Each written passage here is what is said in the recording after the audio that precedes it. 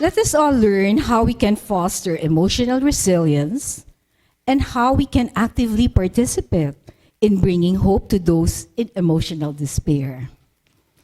To talk more about this, it is our pleasure to welcome Ms. Jean Margaret Goldborn. But before we call on her, allow me to give you a brief background about her. Jean, or Jeannie as she is more popularly called, lovingly called, okay, graduated with a degree in psychology and investigative journalism from St. Paul College. She is the niece of the 2022 National Artist for Fashion Design, Salvacion Lim Higgins, better known as Lims. Jean studied fashion under her aunt, and then studied fashion under her aunt, then studied at the Fashion Institute of New York, and then continued her fashion career working as an assistant fashion editor at McCall's Magazine. After which, she worked as a buyer for the legendary high-end fashion California-based department store Joseph Magnin. Upon returning to the Philippines, she was hired by SM Shoemart as a fashion consultant and worked for 31 years designing for her exclusive label, JM Goldborn.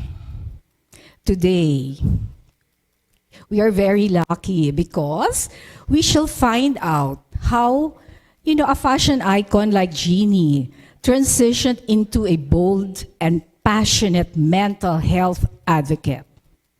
Ladies and gentlemen, with a warm round of applause, let us all welcome Miss Jean Margaret Goldborn. Thank you, Cynthia. Thank you for the introduction, Cynthia. I would like to say thank you to Father Benjamin, who is really an inspiration to me. And he has been the past 3 years since he came back to Manila. And very happy indeed to meet you, Father Manny, and to share a space in Mary the Queen for this talk. I hope that this is just the beginning of a friendship. And to all of you, thank you. I am very excited to be able to share with a group such as yours. Actually, Father, it's a dream and it's a prayer answered. In my talks for 17 years, the foundation is 17 years old, and my renewal in understanding my faith in Jesus and being a Catholic was greatly shaken when I lost my daughter. That was 21 years ago. I was always a typical conversationalist with God. I mean, I'm not, Father, I don't know if I get less points in heaven, but I do my novena prayers maybe 6 times a year, and then I break, and then I prefer just to talk to him. So when I lost my daughter 21 years ago, I was in a total state of shock. Natasha was 27 years old. To give you an understanding of my passion, she was 27, and I needed her to take over my fashion business. And I had all these dreams of having the House of Goldborn, because it was Mr. Henry C. who told me that the name Goldborn was more valuable than Lim. So then I encountered a tremendous feeling of what it was to be bullied as a little girl. And they called me Inchik Baboy. I mean, that was me as a 5-year-old to 8-year-old. I grew up in Bicol province. But it is in the faith in God. I was taught at 5 years old to stare at the Sacred Heart and talk to God in a Sacred Heart image, and to talk to Him every day if somebody bullied me, and to say, forgive that little girl who said bad things about me. because I was the class president always, or number one in school, and sometimes maybe I was too authoritative and they couldn't stand me. And maybe because my mother, being a pure Chinese, she was quite authoritative. So maybe I mimicked the way she talked. And maybe my classmates of 5, 8 years old couldn't stand it. So when I lost my child, I went back to my childhood and I said, is there a God? Are you there, God? And it was that point of time where I lost for 2 weeks my faith in God. All I could say was, I can't stand you. I'm going to be a Buddhist. How could you do this to me? My feeling of shock, denial. I had to go to Hong Kong to get her and to bring her back. And I never saw her. I said loud, Natasha, I will not look at you in this way. You're too young to leave your mama and the family. I will not look at you. And so the psychiatrist requested me to see for a final goodbye. And it is a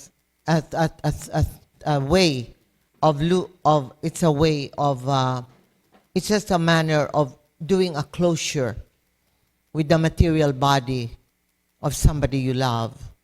And I said, I will break the rule. I'm not going to see her. So I never saw her. Okay? So the story is like this. I was at a loss. And then one day, after I put her in the crib, I didn't even want, I only held the jar. I never saw her. And when I put her in, there were 27 doves that I let go. And I said, Lord, and 27 balloons. I said, Lord, I give her back to you. And then that moment when the doves flew, I said, Holy Spirit, guide me. I've lost my way. And that's the only time I really knelt down and I said, I have no one but you. I think you're there. What do you really want me to do? What is it you want me to do? I give her back to you. Then I went into what we say, an acceptance. And my acceptance took about 10, 12 days. After I challenged him, I challenged our Lord. I said, I'm going to be a Muslim. I'm going to be a Buddhist. I'm going to be an atheist. Di na ako magsisimba. I don't believe in you at all. Because I promised you that she could have been a missionary in Africa as long as I hear her voice every Christmas. And she can just say, Merry Christmas, Holy Christmas, Mama. That's all I asked for, is to hear her voice. Every day, your birthday. Not even my birthday. She doesn't have to talk to me from Africa if she became a missionary. So in the acceptance comes the second thing I had to do. How do I reformat my life? Because every parent has guilt. Guilt. In this situation, which is still a stigma, suicide, the first thing is the guilt. I wasn't a good mother. What did I do wrong? Maybe I pushed too much. I even wanted her exorcised. Maybe I pushed her too much to become a good Catholic. Maybe she rebelled. But the beauty about it is she asked her yaya in Hong Kong to buy her Our Lady of Lourdes novena. And she was always sleeping with a rosary. So she knew that there is a God. So my second challenge to God was, This happened 4 months after. God, are you still there? Show me the dolphins. If I see 3 dolphins, she's in hell. Please, let me die immediately. I'll take her place in hell. But if I see 5 dolphins get out of the water, she's in purgatory. Get me. And if I will do 5 masses a day. I attended 3 masses a day, every day, for total of 12 months. 3 masses, morning, noon, and night. And at midnight, I was in the prayer room until 2 a.m. every night in San Antonio prayer room, because the prayer room is open, the consecration room where the Lord is. And so the dolphins came out. If it's 10, she's in heaven. That's what I bargained again with God. I think God's going to get upset with me because I'm always bargaining, Father Sim. You know, Father Ben, I tend to bargain with God too much. And so I saw 128 dolphins. My God. I really knelt down in the banca and I said, thank you, Lord. And I knelt down and I stood up and I touched the dolphin. I could touch them. They were right beside me. How could I count 128? After they passed the boat, the banca, they all lined up in 5 rows. They lined up. All of a sudden, there's this group of dolphins all coming out, and some of them by our boat. And I was able to count because they were, they had the space. It's big.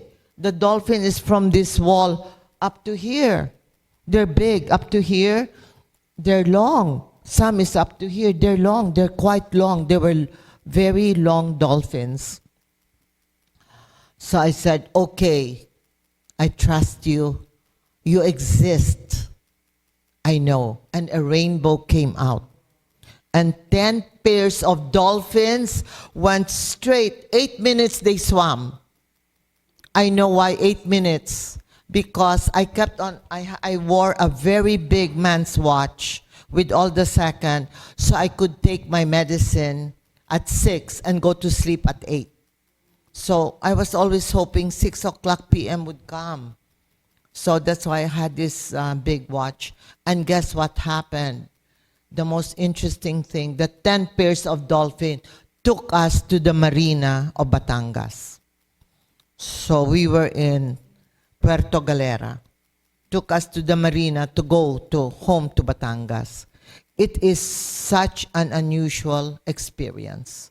And the only experience I had, which I will share with you, which is not in the script of Rene, because I would like to say Rene Arambolo, who is our executive director. He was our creative director, but he got promoted to executive director. He planned everything, that even my notes are complete and all the slides. So I've got 18 pages here, but don't worry, it won't be long. So in seeing the dolphins, I experienced the miraculous presence of God in Slovenia. I was just there 3 weeks ago, and in fact, I just got over the jet lag. If you could all come with Father Benjamin, but it would be a difficult journey for Father. Father, it took us 20 minutes on the train, on a little train, like a train for kids.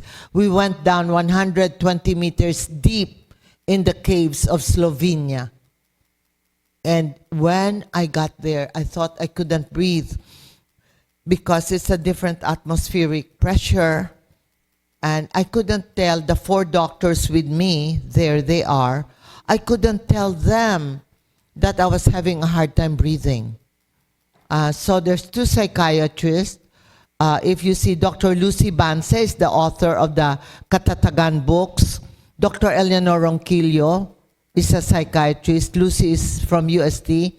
Dr. Romy Enriquez, psychiatrist, and Dr. Angeli.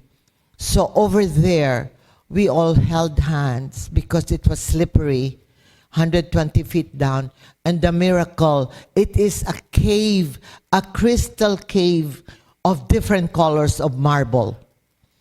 Can you imagine the power of God? In that cave, I felt an overwhelming presence of the Creator. So I said, okay, I hear you. I wanted to shout because there's an echo. I hear you. This creation is too beautiful. You are here. And because I heard him, you were given to me this morning. And because it's you who carry the force of light, you are a prayer answered. I've been invited by other branches of Christianity to be part of them. And they're quite charming and very convincing. But there's something about me being a Catholic. And this is my way of reaching out. Because my talk today is just to quickly tell you what we can achieve. Never say I'm too old. Guys, I'm 76 years old. And I'm 76 and I don't know how to tell you a little bit of secret in my life. But before I move on, can I just tell you what's the secret of being young? You've got to be surrounded by young. So I am with students the way Father Benjamin is. I'm with students. I'm with the young. And through you, I'm requesting for 3 generations to be part of the journey to peace and happy inside. So it's an inside-out beauty with the presence of our Lord. So that's what I'm asking, is that let's remove the stigma of suicide. Let's take it out completely. Let's show them that the world is beautiful. The world has hope. And through us, through each of us, we can show the hope. Let us go to the younger generation of 8 years old, 10, 12, 14, all the way until they're 38. They need us. They need our wisdom. Even if they say no to us within our family, it's okay. The strangers outside will say yes. It's okay. Because I talk to other grandmothers like me, the tradition is different. That is what a very beautiful lady here, Alma Miklat, very, very spiritual lady. That's what we will talk about in a mother-to-mother chat, where all of you are included to participate. Good morning. So we will do a mother-to-mother chat. The next thing, I just want to tell you briefly, when I formed the foundation after I saw the dolphins, it took me 4 years because actually I am a very, very, how do you call that? I wasn't a very willing mom to put up a foundation. I wanted to do orphanage because at the age of 21 to 25, I worked at the New York Foundling Orphanage. And I wore nurse uniform because the fashion world is a very materialistic world. It's a very superficial world. And since I wanted to be a script writer for movies and Broadway, I thought I'd take up journalism and investigative journalism, and I would take up psychology so I could write characters for a movie. But when my father went broke, I had to work. And so my Aunt Slim said, mag-designer ka na lang. Mabilis ang pera. True enough, it's true. I became a designer, but first a journalist, fashion editor in New York. So I have been so blessed. I know what it is to live on $1 a day for food and to take a yellow taxi every Wednesday, because when I take a yellow taxi, I feel I'm not deprived. So I had a choice, either to spend $2 on my lunch or $1, save $5 so I can take a yellow cab from 85th and York to 42nd Street near the Grand Central, my office. And I was the first Asian to be hired out of 4,000 employees of McCall's Publishing.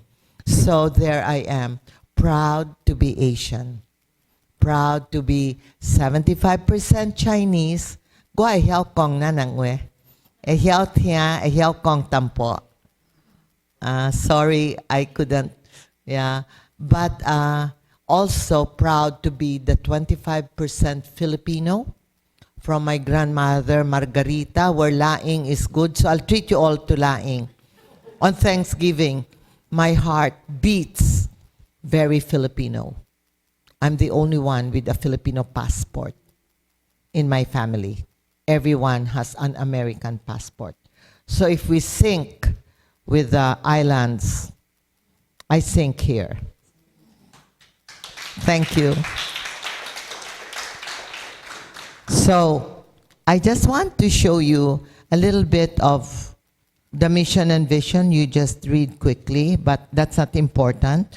Today, I just want to, I want to say to all of you that we are registered and that we're certified. We have 5 certification, especially with PCNC, which is BIR, tax deductible, 100% po, Father Manny. And so if Father Manny gives me for scholarship, Father Manny gets a tax break, 100% tax break. No money, no. Never mind. I'll give you the honey. I'll give you the honey. So we're certified, and we have a contract with DepEd to do the program Katatagan. So it was signed by Brother Armin Luistro, who you know was formerly from De La Salle, and he is now in Rome.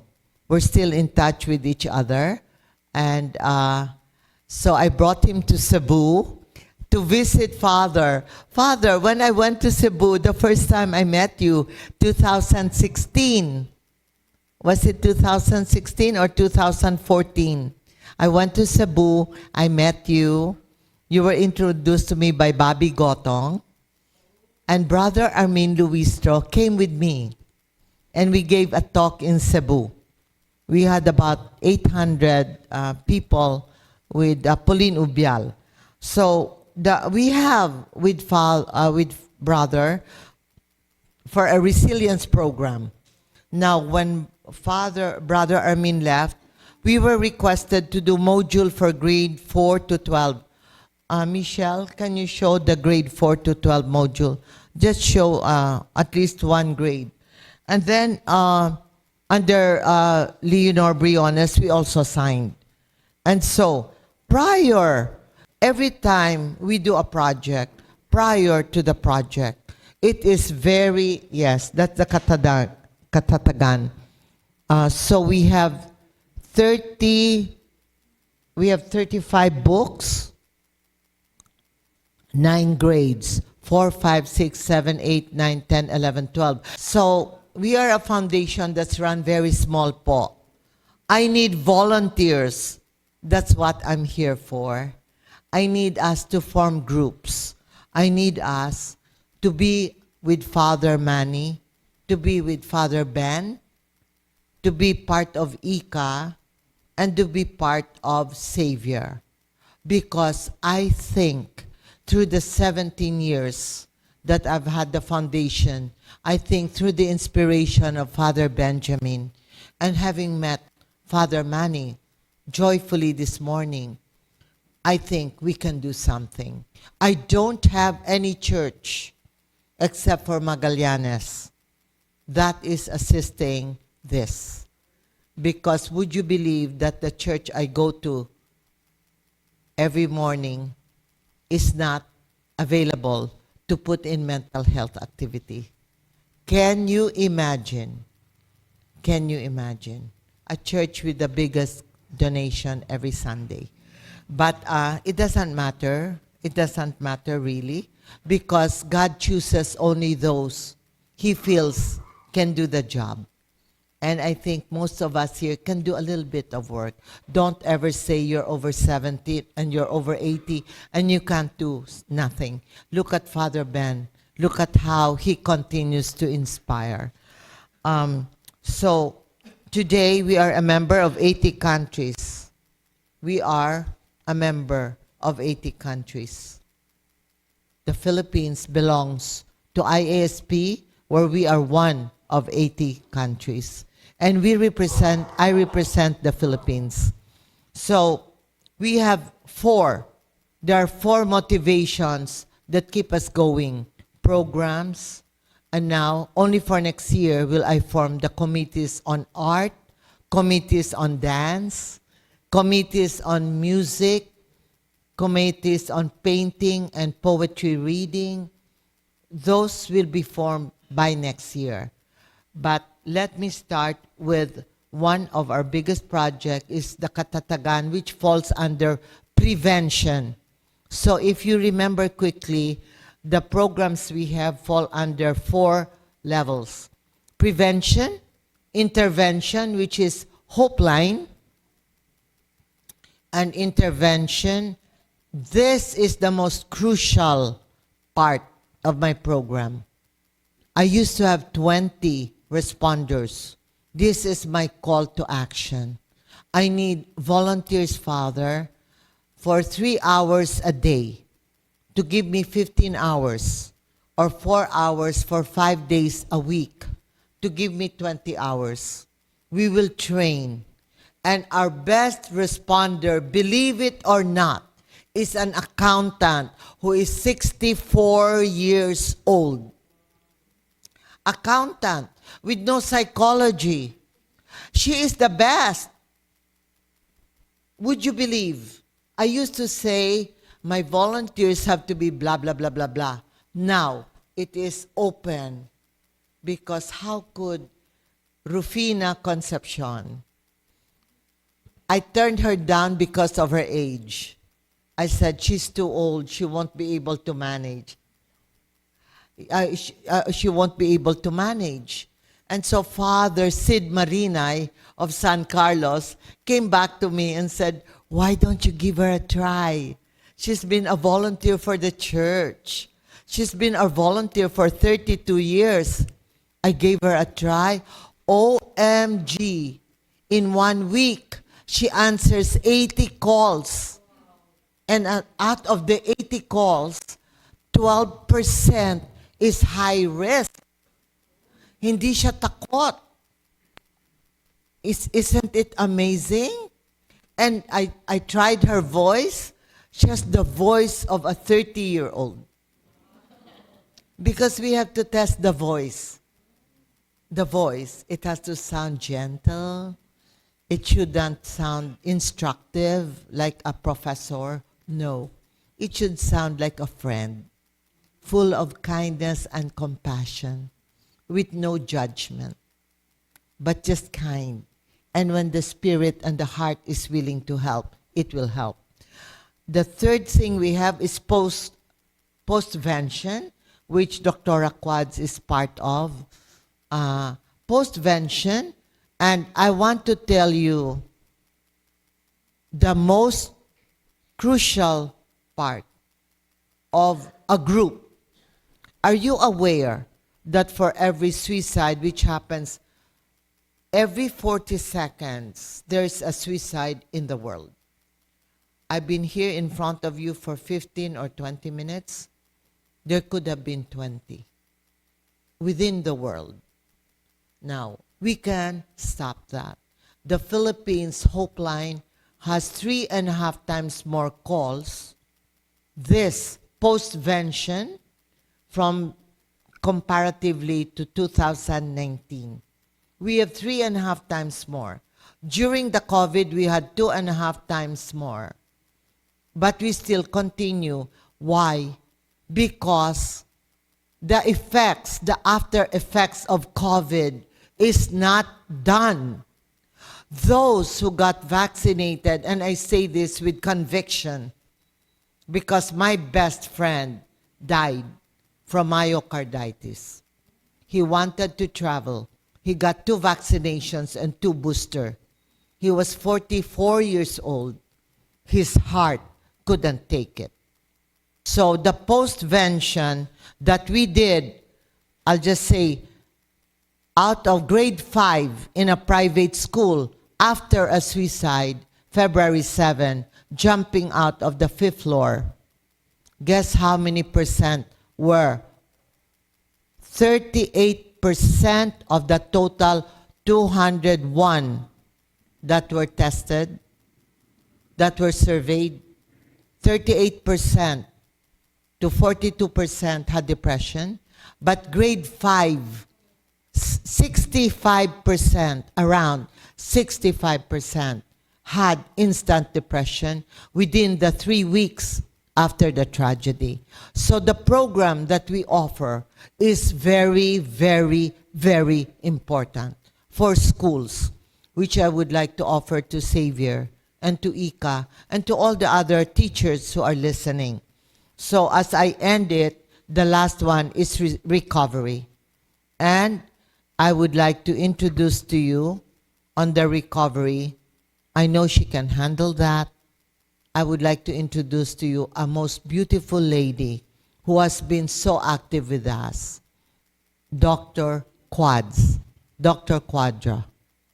She is amazing. She's young, and if you look at her, she is lit up around her.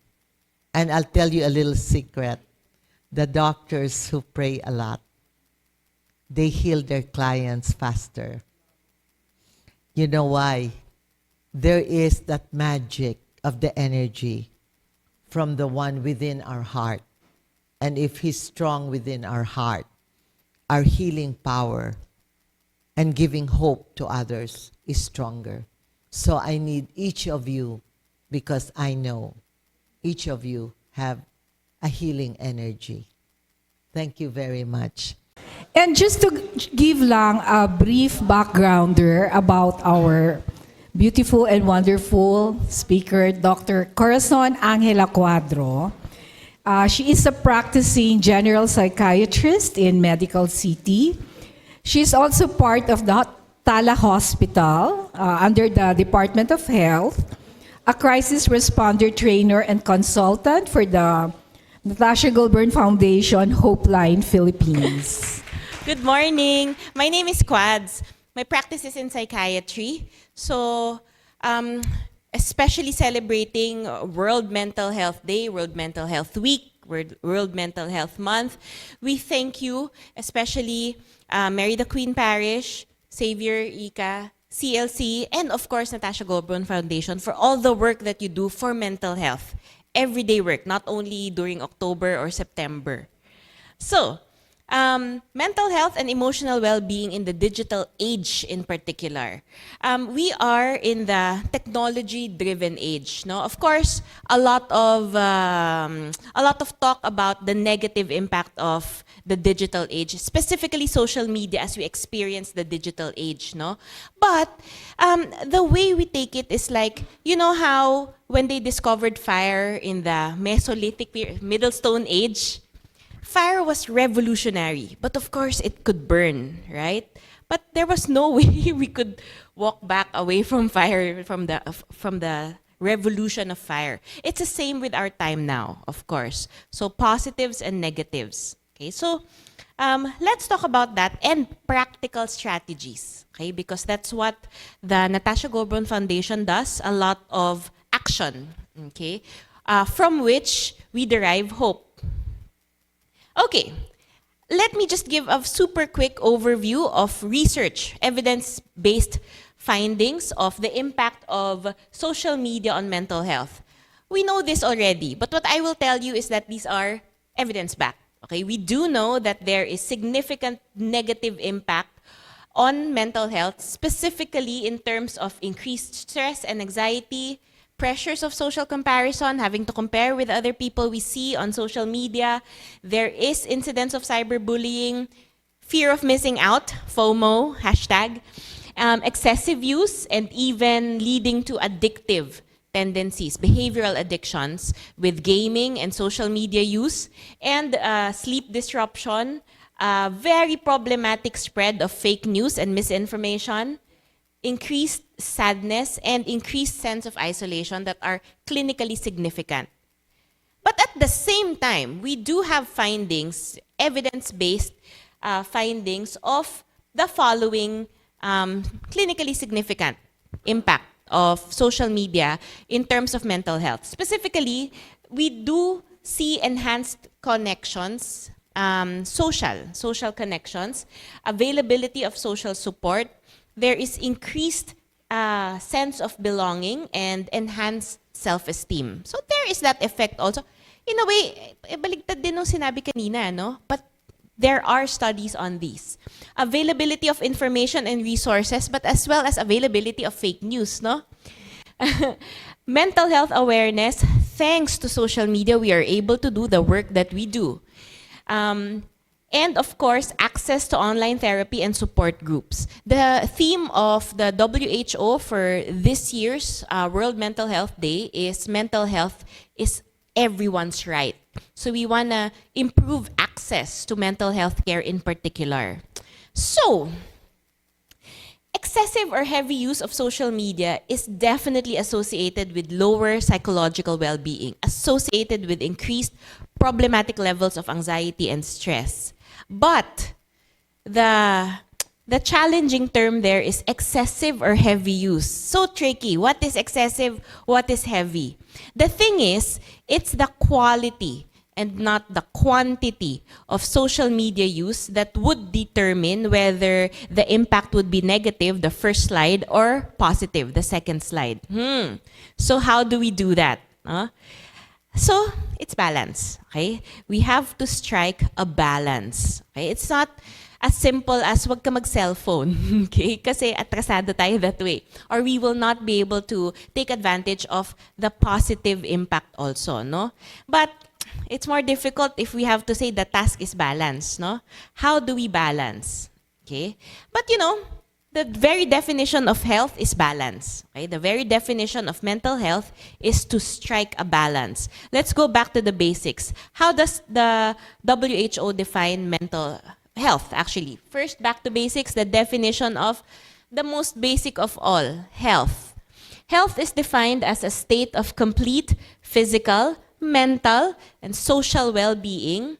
And it's interesting that in the very definition, they first mentioned state of complete holistic well-being, and then only secondary, not merely the absence of illness. That's just a secondary definition. So our work in the medical field, that's just the secondary definition. Specifically, mental health. Okay? Our passion in mental health. A state of well-being in which an individual realizes four things. Realization of one's abilities, self-actualization, ability to cope with normal stresses of life, not ability to evade stress. That would be flatline on ECG. Can work productively, ability to contribute to community in one's own productive ways. So this is the target if we say we want to achieve our best mental health. This definition is actually from very old, like 1950s, 1960s, when the WHO convened to talk about particularly mental health.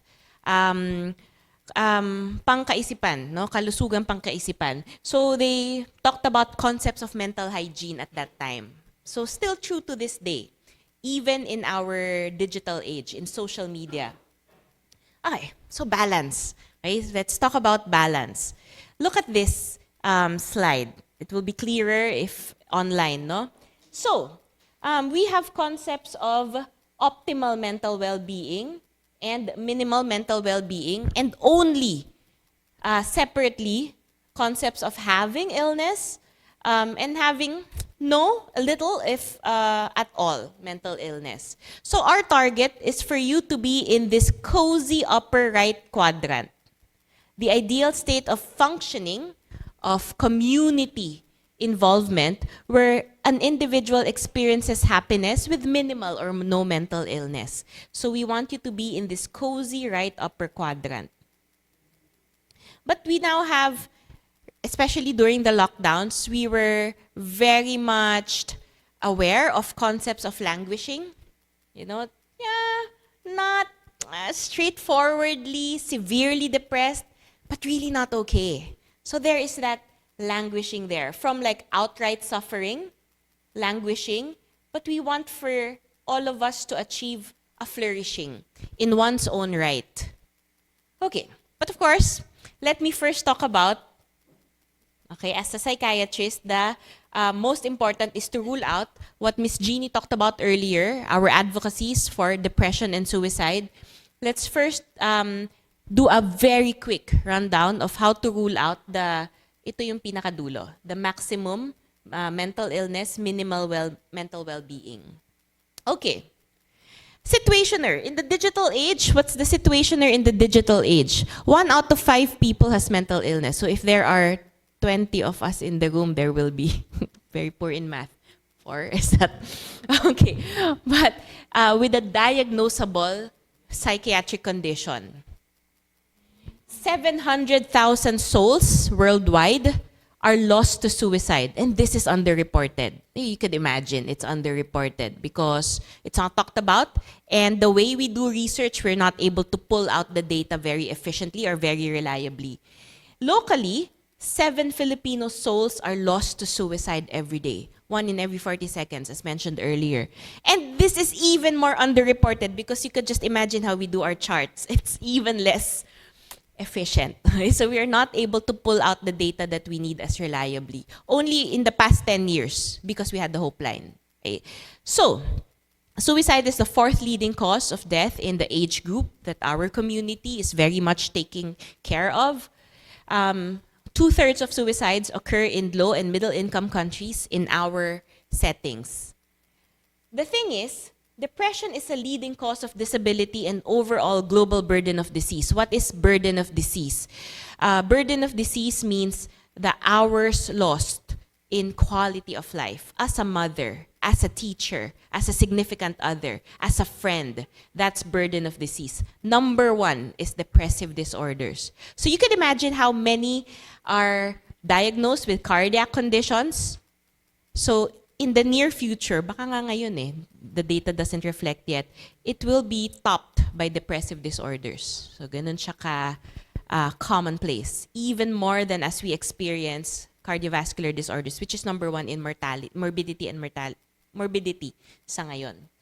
The thing is, there are effective treatments, but as high as 85% of patients, especially in our settings, in low resource settings, do not get treatment, which is why we spend weekends wanting to improve access to mental health care, especially outside of the hospital. And that's why I'm thankful for the work that the community does, okay, like in NGF.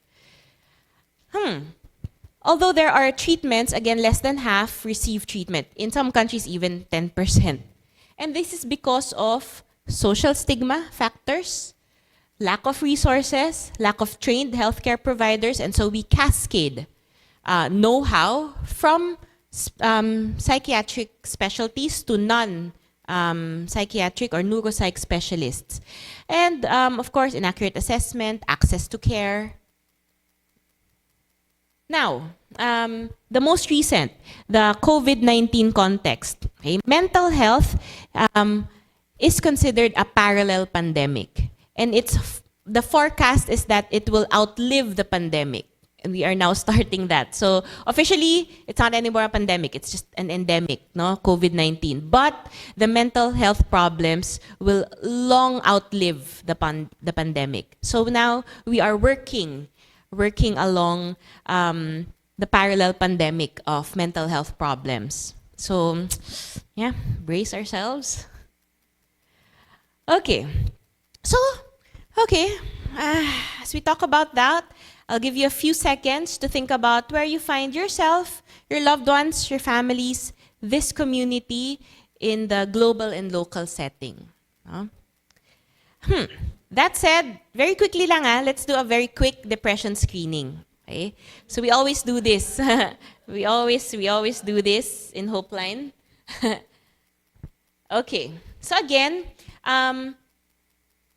concepts of, hindi siya kasi, it's a spectrum, you know, it's not outright depression, problematic or not problematic, it's a spectrum, a continuum of sorts, no?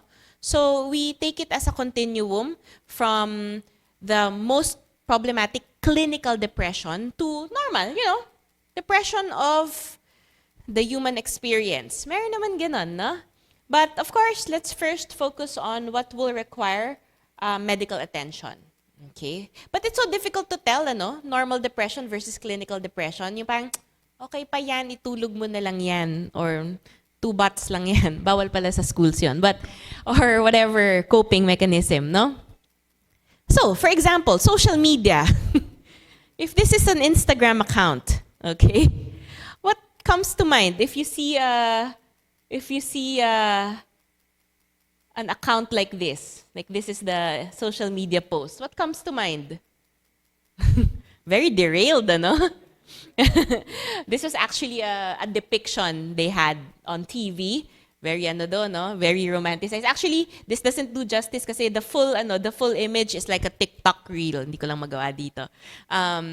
Depiction is nasa basurahan siya, yung ganon, okay?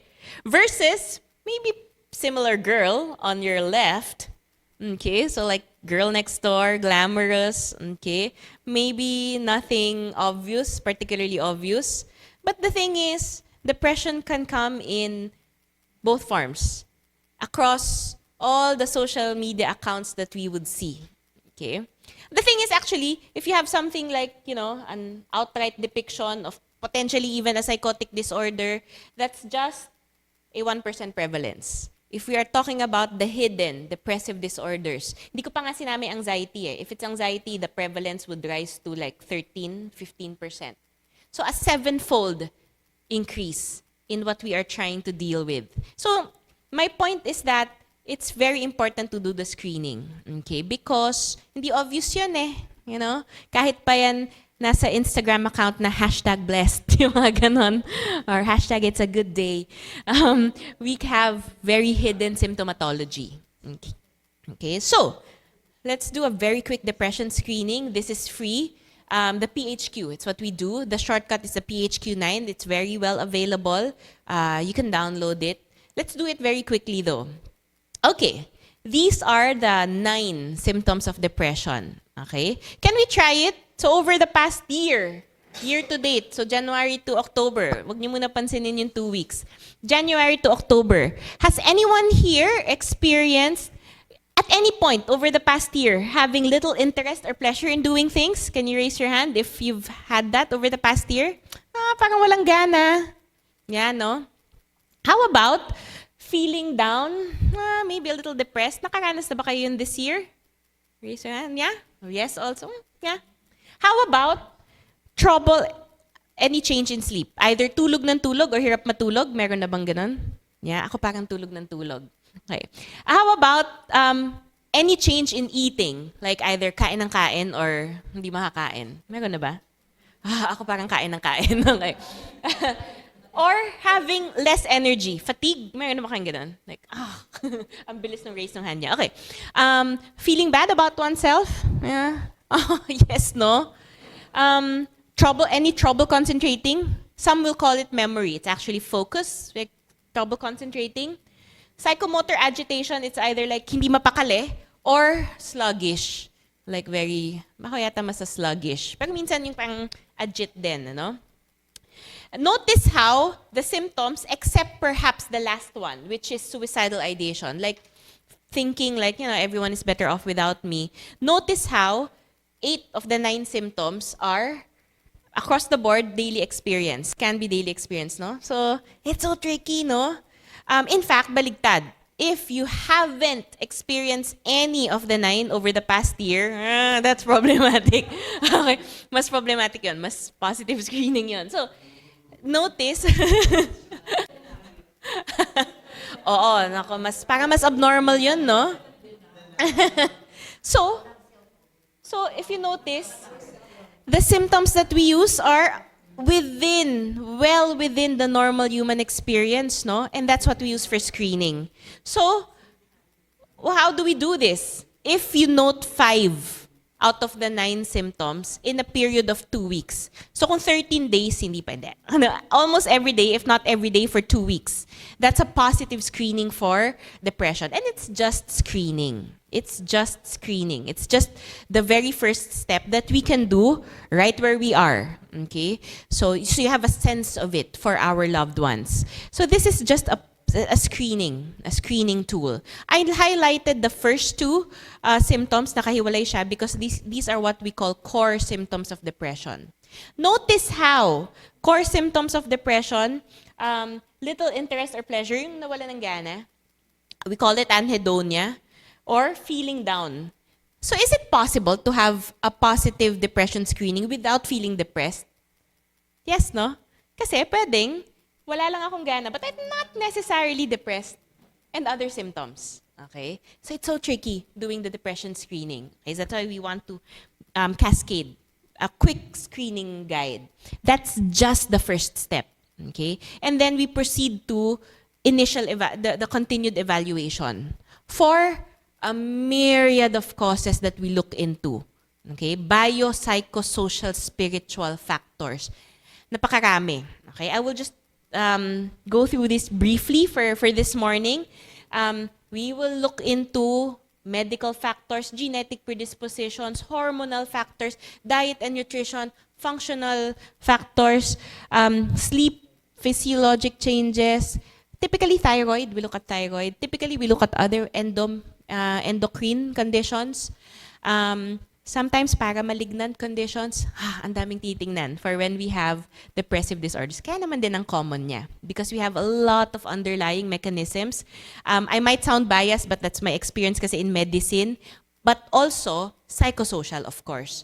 So we look at psychosocial factors like life events, environmental stressors, trauma, okay, very significant traumatizing events, personality factors, spiritual factors. So a lot to look into, which is also why when we do the treatment, I just need to include also like a quick mention of the treatment that we do. Siyempre ano rin siya, hindi pwedeng isa lang. Hindi siya kung pwede nga lang, may iinumin lang tayo na gamot, solved na. But that's too magical. Okay, so we do non-pharmacologic and pharmacologic interventions, of course, because multifactorial yung etiologic components, then we also approach it holistically.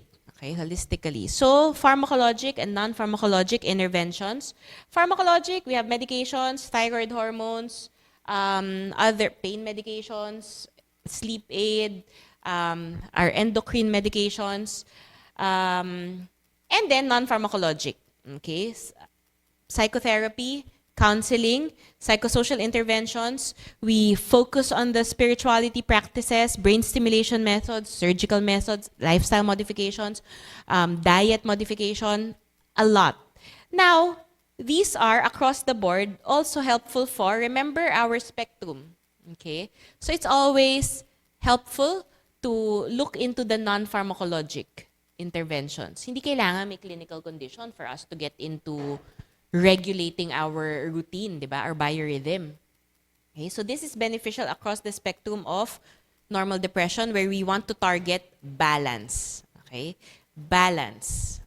So, the way we do this, there is no one size fits all when it comes to balance.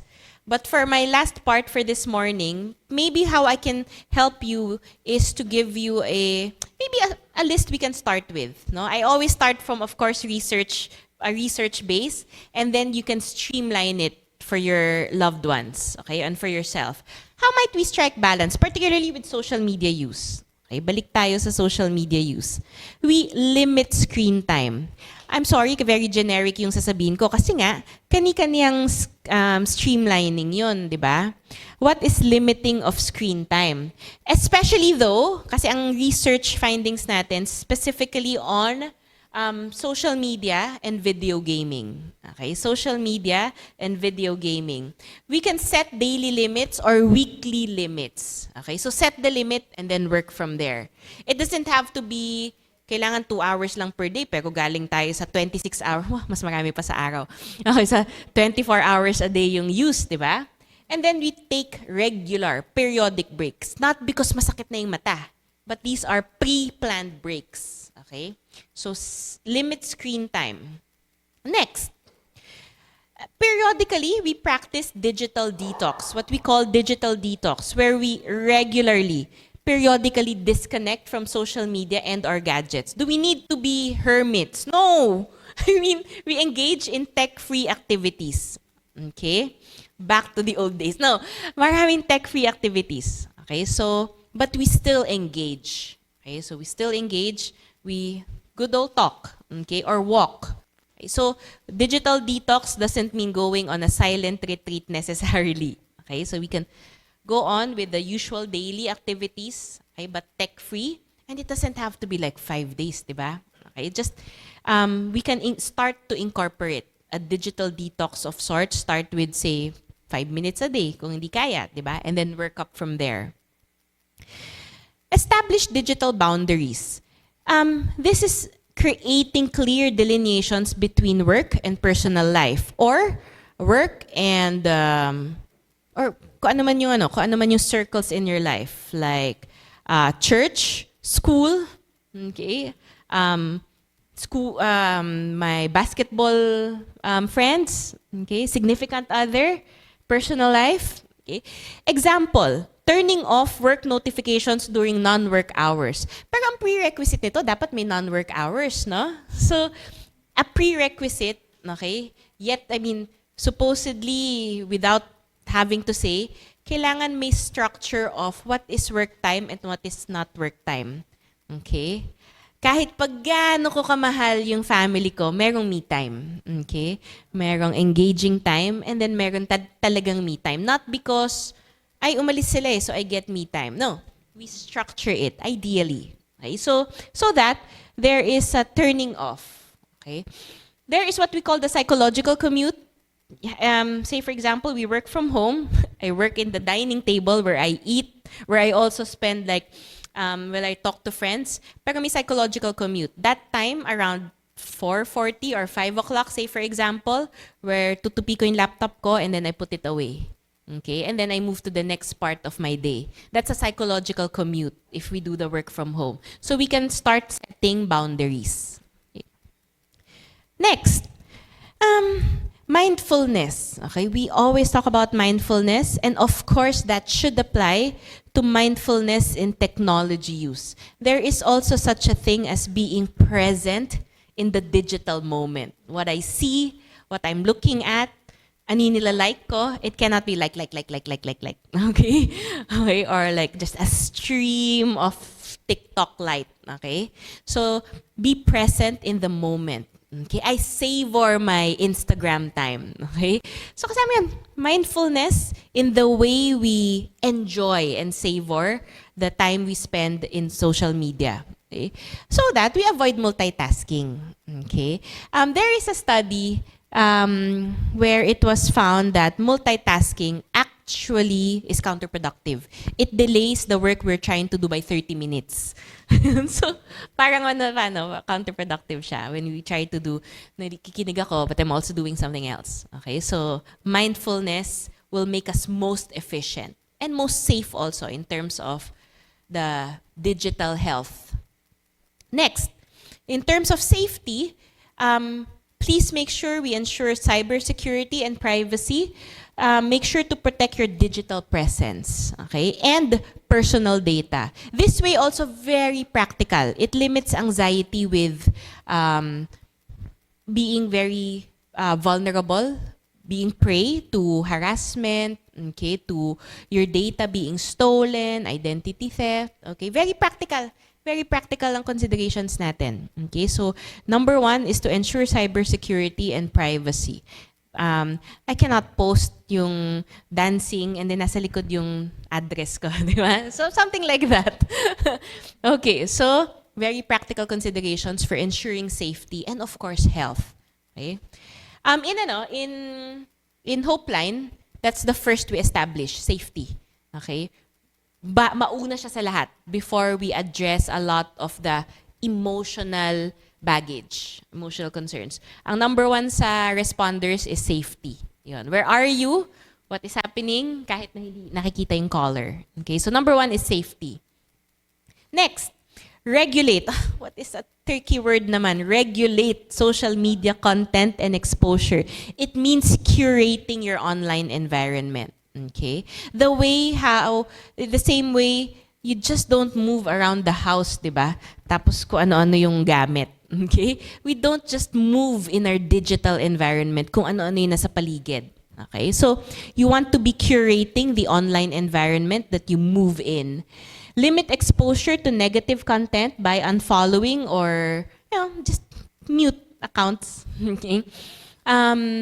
So that it's again not just the quantity. Nakababad siya hindi lang yung nakababad ako sa phone. It's what I pay attention to.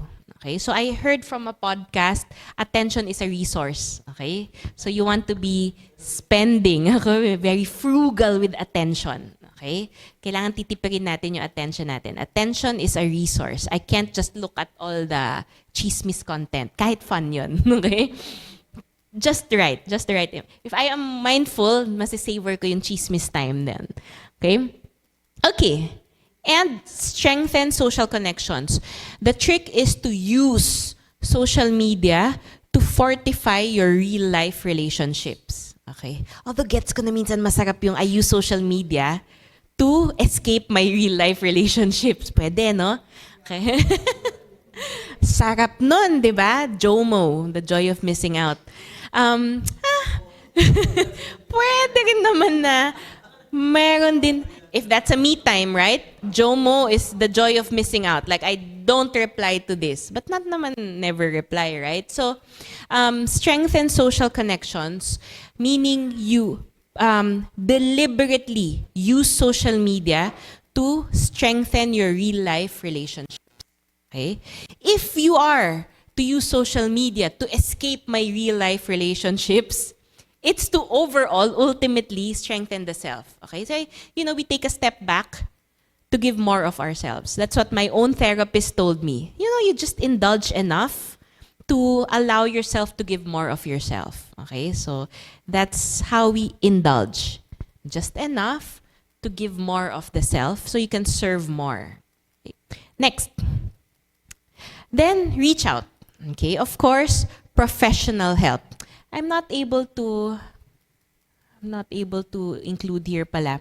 The WHO has free with across languages, free resources for also practical considerations. Actually, yung sa WHO mental health section nila doon, practical strategies siya, not only for social media, like across the board, for when we try to manage stress and anxiety. So meron doon, go to the WHO page, particularly like you can type in World Mental Health Day, and then meron doon booklet with audio guides. Kasi may mindfulness practices doon, what to do, how to teach your families. So very practical considerations siya. Okay? And of course, we reach out. Okay, so that's why we are very thankful kasi this is what we're trying to do now, strengthen community relationships. Okay, so again, I thank you. I thank you for the work that you do in the communities because that definitely, on a selfish note, keeps the patients out of our hospitals. So thank you again. Thank you for the work that you all do. Okay, we would like to thank Dr. Cuadro for the time spent with us, for the very valuable insights you gave us on how to, help us to be emotionally resilient and be conscious to take care of our mental well-being. So let's all thank you, Dr. Cuadro. Okay, thanks, Doc. I'll give you back Miss Jeannie for the next segment of our talk, whom she will be introducing another guest, which is, very Alma. Thank you. Because we're a very beautiful, the perfect group, we can do a real chat, okay? So, Alma, how was it when you first found out? Were there signs? Because normally, mothers, grandmothers ask us if there was a sign. Was there any sign on your part that you discovered? My daughter Maningning, like what Jenny said, was a trilingual poet in English, Filipino, and Chinese, and an awarded prized artist, having won the Art Association of the Philippines competition back in 1992 when she was still a student at UP College of Fine Arts. She won grand prize in abstract painting. Well, having born in China up to the time when she was 14 years old and finished junior high school, junior middle school, and continued her education here in the Philippines from 15 years old to 28 when she became a teacher at FEU. It has been like,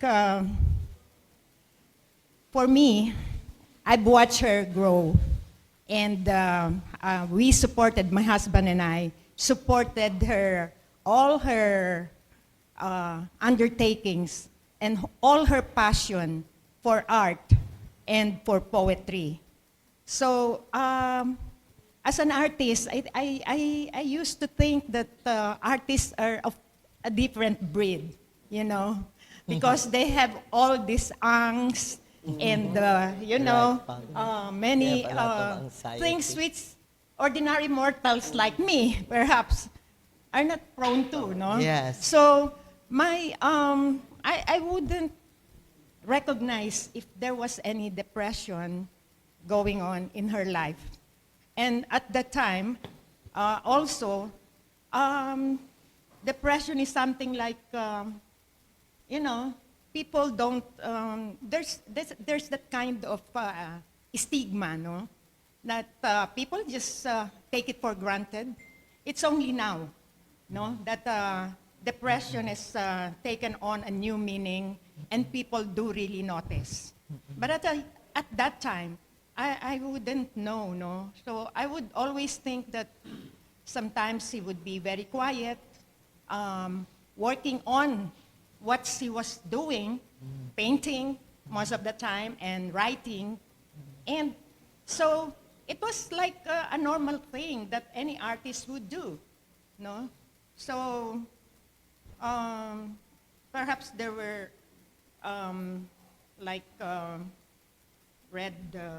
Red signals.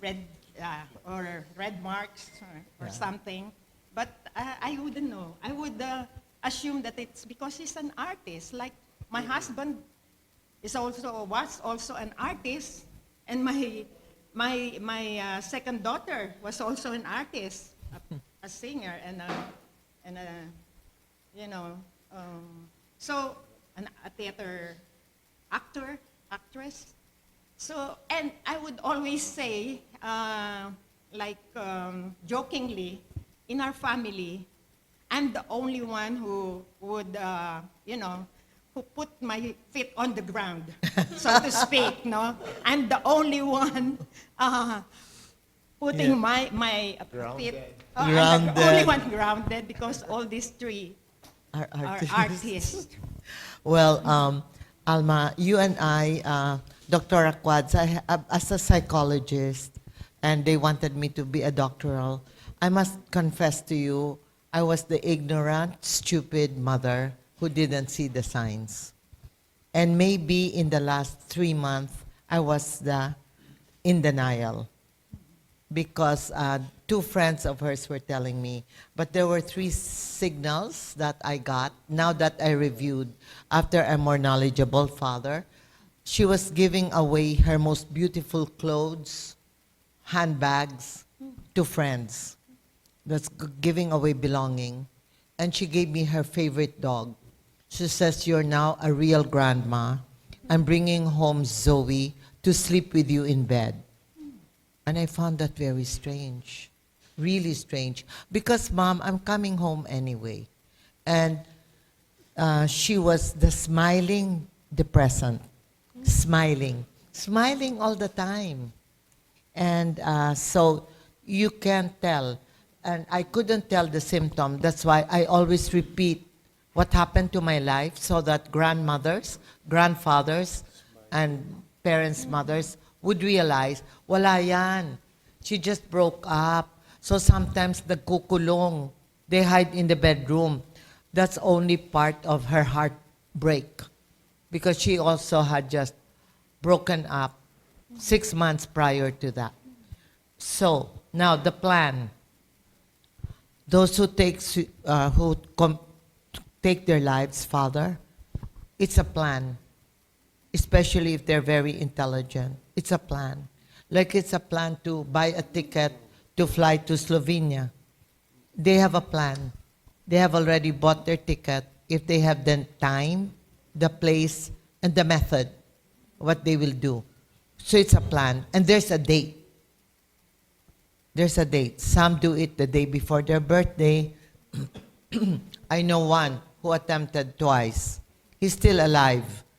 But I think he passed away with other natural causes at the age of 42.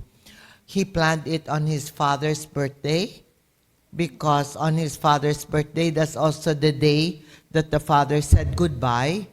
I'm leaving you because I have another family. And he was 6 years old. What a way, what a dramatic way to say goodbye to a wife, to say goodbye to 3 children. He was the middle child, so very sensitive. Number 2, number 3, number 4, middle children may show they're tough and may show that they're pasaway, but be careful because sometimes they're the ones that need a little bit of more communication time.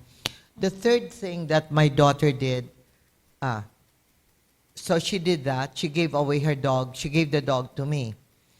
The second thing that she did, she went to the beauty parlor. She brought me to the parlor because she used to do my nails and my feet and massage me and cook for me. Number 2 daughter, Natasha. So she brought me to the parlor where I normally go. And she said, "Mom, you know, she's the best manicurista, she's the best pedicurista, and all.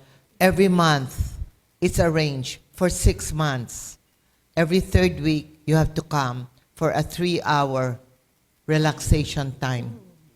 I didn't know that she paid for it 6 months of my beauty parlor and all, which was every 3 weeks. So that's another sign. The third sign, which I didn't know at all, Dr. Quads, was because she was so intelligent. She was a designer for handbag for 9 West. Yeah. Yes, because she was my New York girl. We both love New York.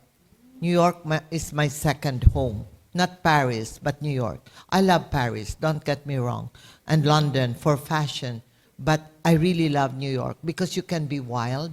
And so, Father, I have to go to you for psychological and spiritual help because sometimes I think I'm a bit misfit in our society because I always tell the truth and I say it the New York way, you know, so in a way, I'm not really accepted, especially that I became a widow. The wives don't want to expose me to their husbands. So I thought I'd make you laugh. So I have less invitations. Even the airlines took me away from their invitation because there was no business to be done because my husband's gone. So he brought the business. Well, anyway, it's okay. This is our society. This is the real society we're in. So the third thing that she did was she went over my whole management staff in the weaving, because I weave silk, and it's called silk cocoon. And so I wove for the APEC. So I dressed up President Clinton, yeah, for the APEC 1996. So what I'm telling Alma is these are the symptoms. The other symptom was I didn't know. She told me who to fire and who to promote. And she went over all their salary. She said, Mom, you are forgetting this guy's been with you for 4 years, but he'll make a better manager than your manager. Your manager currently in the weaving section, I don't think she'll be loyal to you. Tasha, how do you know? I can feel it, Mom. So she was a very intuitive child. And so the fourth is she lost weight. That's the fourth. And the fifth is she wasn't sleeping. The two things that Dr. Quads told you. For a whole year, she would sleep at 4 in the morning and wake up at 11. But being an artist, Alma and I didn't realize that it wasn't part of being artistic. But there was already. But I noticed something strange. Every time, because she had broke up. So when she had a date, she would say yes for the date. Her spirit was willing, but physically, she would give up. She would say, Mom, should I have another brace? Mom, do you think I look okay? There was this feeling of not a lack of self-esteem. Mom, I'm not sure if my designs for the bags are good enough. I'm not sure if they'll make it into production. Mom, what do you think? Should I join the show in Italy again? Or should I just join the show in London? And they become pasaway. Number 6. They become very pasaway. She became very arrogant. When I asked her, Natasha, where is your list for your business plan for next year? So I know how much dollars I have to invest on your private bags. And I'm not worried about your 9 West. You are paid a salary. But on your private bags, she told me, why don't you trust me? She got the key to her car. She threw it on the table and she said, get my car. I don't want to owe you anything. And that was just before Christmas. So I cried my heart out and I didn't go with her to London where she had a show on February. And neither did her sister. And because of that, there was so much guilt within me and my eldest daughter that maybe we missed out the chance. So Alma, you didn't see the symptoms, right? Actually, we were on our way to the United States. That was September of 2000, where I had a convention, a sales convention, and my husband was to speak at Virginia Tech. So I was so busy, I for a week before our flight to the US, I was so busy attending to the work in the office. And my husband was as well, because I think we had like 14 days to stay in the US. So, and Maningning at the time had a book launching of her trilingual book of poetry, Boys from the Underworld, published by Anvil Publishing, on her birthday, April 15, 2000. She turned 28. So during that time, from April to September, she was so busy teaching and also she had full, complete units, for a teacher, an instructor. And she was also taking up masters, at UP. Master's in Fine Arts with also full load. So she was so busy and she was being invited here and there to talk about her book and to be included, to join group exhibitions. So that was really a very busy time for her. And just before we left, I asked her to autograph books, no? Which I wanted to bring to the United States to give to relatives and friends. And I just noticed that she was so busy and she was tired, and I think she was burnt out. And we didn't realize that because we were also so busy and burnt out preparing for the trip to the U.S. And we left for the U.S.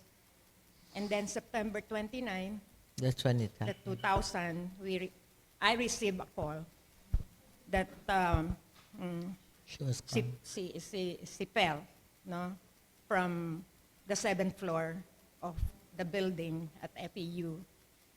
And I couldn't, it was so very hard to take, but I tried to contain myself because my husband had been operated quintuple heart bypass in 1998. And so that was 2 years lang, no, 2000. So I didn't want him to I didn't want to break the news like that. And I really tried. I wanted to cry. I wanted to shout and do Yeah. everything, but I couldn't. I really controlled myself and just told my husband, I'll go home. No, you can go proceed to your speaking engagement at Virginia Tech. Wow. And I said I have to attend to Maningning without telling him the details. Oh my gosh. She had she was sick or something, no? And she said no, because he just felt that there's something wrong, no? No, I wouldn't go to my speaking engagement. I'll go with you. Let's go home together. And I thought that we were going to, because we were never told that she already was gone. passed. Yeah. And so, all throughout the trip, there was a Korean lady who sat beside us and made us, kept us awake all throughout the trip from Washington to Seoul, no? And she kept on talking about her child, an artist, and a teacher in the university. And she was like talking everything, and like I was listening to her and thinking about my daughter Maningning, like she was talking about my daughter. Wow.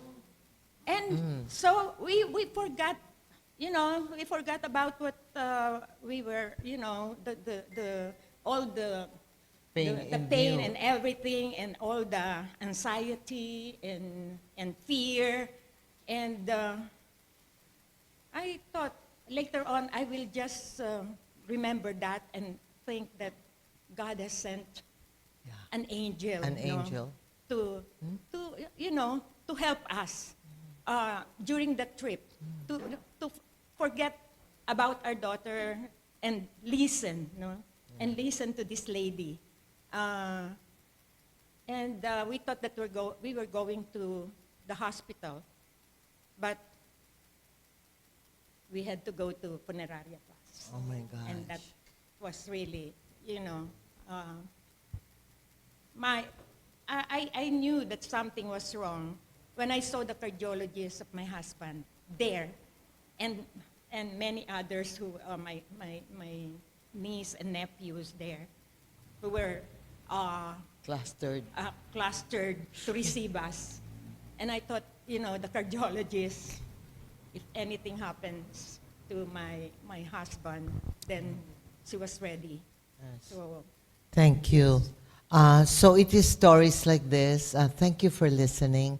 It's not the best story for you to hear, but the reason we're sharing with Father, and Dr. Quads knows, is to just show each one the urgency of the help we need. Like in example in Hope Line, which you heard me, we have more than 4,000 calls, but currently we have about 22% unanswered calls because I am missing 12 responders. Out of 20, I only have 8, and I have 2 volunteers. So I'm here to beg for volunteer time, either from you or maybe a child or an adult child. You may have a 25 or 40-year-old adult child who's very gentle and you feel is strong enough just to give us 3 to 4 hours a day on the chosen time that she can.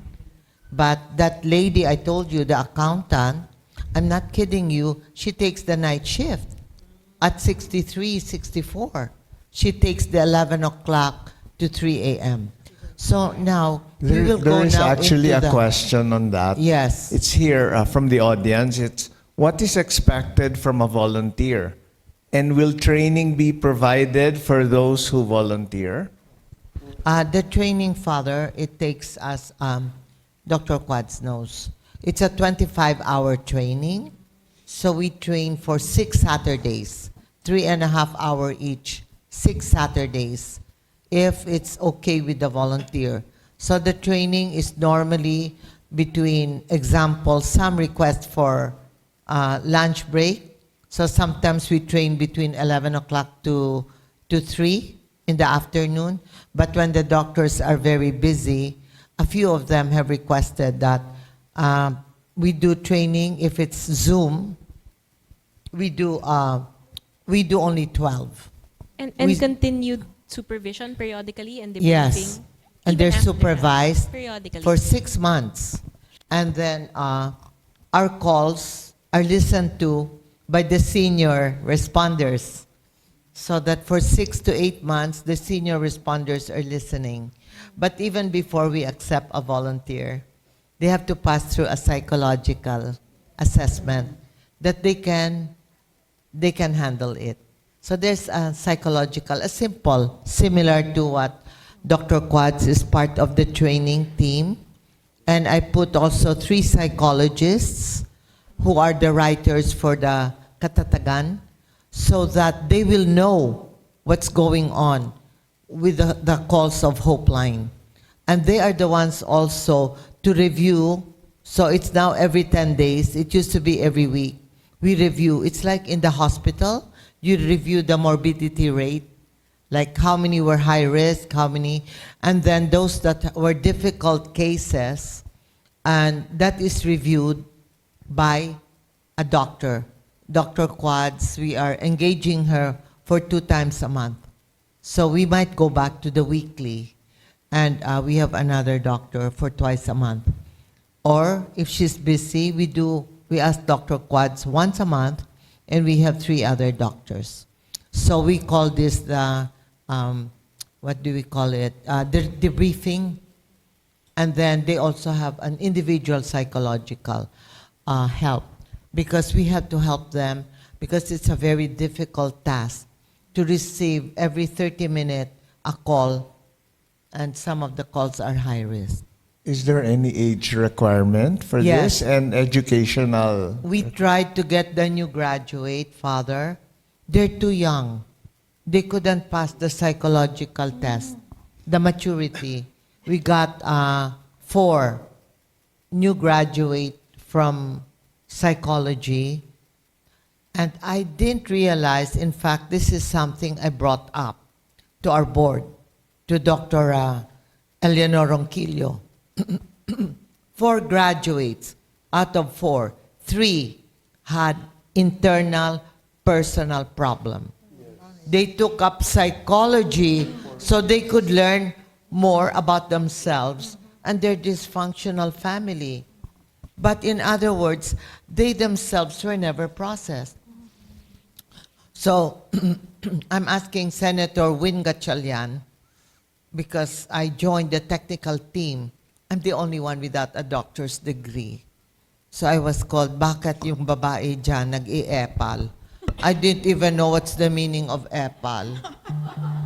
When I knew the meaning, I didn't sleep for 4 nights. My ego was hurt, Father. So I didn't realize I still have an ego. I thought I stepped down on my ego. So nag-epal daw ako.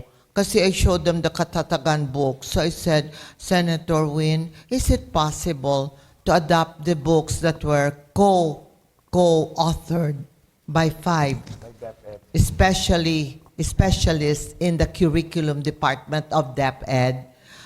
Senator Win, I already spent around 5 million on this. 5 years to write.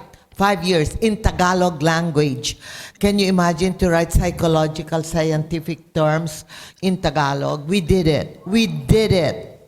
And anyway, we did it. And the pilot test in Bicol University yielded us 0 suicide campus. This is the 5th year. Only 1 suicide on year 3. After year 3. Because of the pandemic. And the child that took his life was a first-year college that came from another school, but he had already problems prior to enrolling. 7 weeks because his computer didn't work. Blah, blah, blah. I don't know where he got his computer, his laptop. The internet. It's the internet with the problem. And the internet Wi-Fi wasn't working, and the teachers were giving him a hard time, and that was only the 2nd month. He hung himself. First year, that's all. This is how fragile the new generation is. Father, do you feel the fragility? I'm just curious because I talked to a few seminarians. And there was something different from the seminarians I met 24 years ago.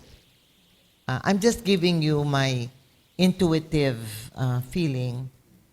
The seminarians that I met, there was some sense of fragility, vulnerability. But the ones I met 24 years ago, seminarians, that because I was able to help through my friends, we collected enough for 18 seminarians to finish their vocation. I found that it's quite different. Father, I'm giving you this.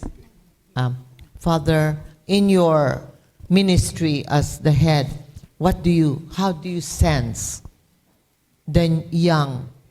First about the young, I've heard it said many times, no, even from other priests, that the current generation is far weaker than our generations. No?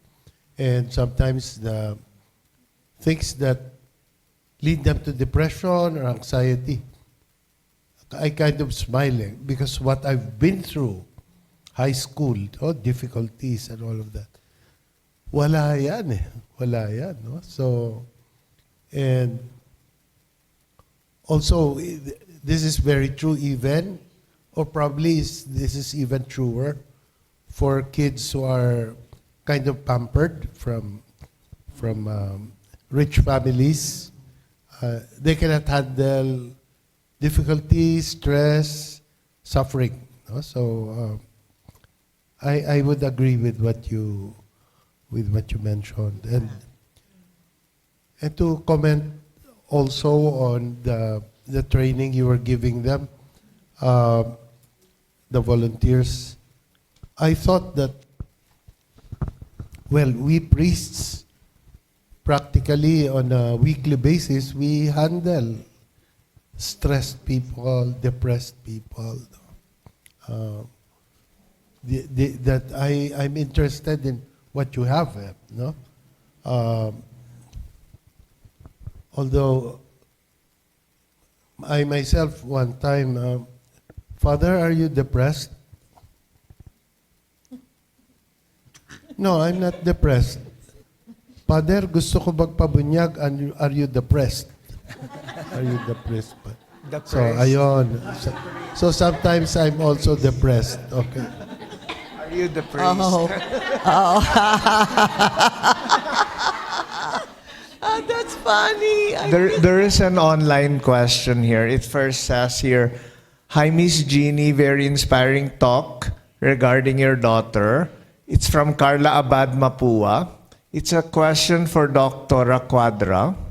Quadro. What is the best approach for people who underwent trauma and past experience like separation from husband? Very difficult, ano? Well, with all my bias, actually, of course, the best is a structured approach. So, of course, we have trauma therapy, forms of it. Okay, so, but before that, the first is an evaluation, of course. So, it will have to, I will very much advise at least an initial evaluation. Okay, not only evaluation in a diagnostic sense, but you know how it spells an intention to sit down on that I am bothered by something traumatizing. At least for that, making time for it. So just that, and being able to maybe set an appointment with anybody, with any professional, any spiritual director, just to set time to start working on it, whether in a diagnostic sense, in a treatment planning sense. But speaking of treatment planning sense, I would very much start with a structured approach. So if we're really talking about trauma, then we will have to talk about a treatment plan, like a trauma therapy, maybe medications if needed.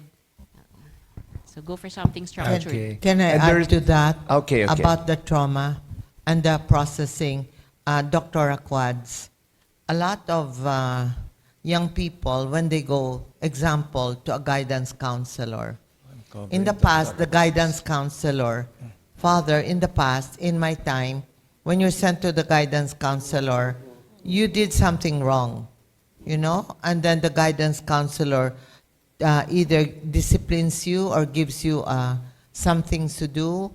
And me, I had some things to, I was sent once and I was given a penalty for posing and exposing my shoulder. And so the sister of St. Paul sent me to a guidance counselor. And between the two of them, I had to write 100 pages why Adam and Eve had to wear clothes. That was my penalty. But don't forget, I'm now 76. At that time, I was only 15. And so I had to write because my armpit was showing in this cover of Sunday Times magazine. I was 15 and a half. So, so when they go to a guidance counselor, they also feel traumatized. So the reason why I'm bringing this up, Father and Doctor and Father, is that you have a chance to talk to schools. I would like to do a little, if there are teachers there, I would like to do an experiment. A pilot test with Mary the Queen through Father Manny, that we will do just a survey with Father Manny, a survey of grade 12, Father, grade 11, just where are they emotionally? Like you have an IQ test. This is like an EQ test. Pwedeng ganon. And then you can watch there if there was any trauma or trauma when they were 4 or 8 years old. They may be able to blurt it out at the age of 14, 15, 16, 18, 19. And if they blurt it out already, the school, through the test, the school will be able to lead them on to further processing the trauma. But I'm requesting hospitals. In fact, I want to have a meeting with your president in your hospital to give the psychiatrist an unusual surrounding where there are trees and flowers blooming out of the window when people come for help. So the reason why I brought Alma here is we're talking about trauma. If I'm traumatized, you put me in a clinic and I have to face you, Dr. Quads.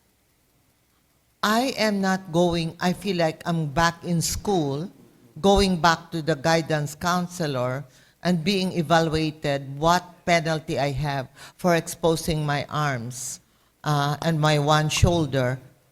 What wrong did I do? Because according to the nun, to the sister, I was the one who gave a temptation to the men who saw my picture in the magazine, a temptation of very naughty thoughts. So from my dress, yeah. So that traumatized me so much that I got so scared of sending my children to convent school. I mean, this is my trauma. But look how it affected me. My 2 kids went to British school and IS, and I never sent them to a Catholic run by nuns school. I have nothing against. I have friends who are real great sisters, but I just got traumatized that I didn't want my children to grow up the fear of God, being Catholic instead of loving God because He is so beautiful and wonderful. So that was the effect of my trauma. Can you imagine? I had that at 15, 16, and at the age of 35, I decided my kids not go to a convent school. So isn't that something? So, Dr. Quads and Father, wouldn't it be nice if the church would have a bench, and I invited Charmaine Bencamino to come, and the little children paint on the bench, and I will provide the umbrella, a big umbrella in a garden, where the psychologist or very trained, I will train the grandmas how to be peer counselors to the millennial. Peer support. We have a training that's 18 hours. And I'll be part of the training team. How we can listen to somebody else's grandchild who cannot talk to her own Lola. So we will call you the dynamic Lola or the rocking Lola. And we can do that in the church setting, in the garden. So when the kids come, ay nako si Lola, sasabihin ko nga, nako sinampal na naman ako ni tatay, susumbong ako doon kay Lola sa simbahan. You can put on your fake names like Lola Lolita. So I tell myself that I'm Lola Lolita sometimes when I talk to kids. And we can do that. And I can provide you dolls. I have stuffed dolls. This is the doll that is vicious. You know the movie Inside Out? That movie, I have all the dolls from that movie. So when I give a talk to high school, I bring all the dolls, including the elephant, the memory, you know. Actually, Jeannie, there's a question, especially it's related to that. Here, it's also online.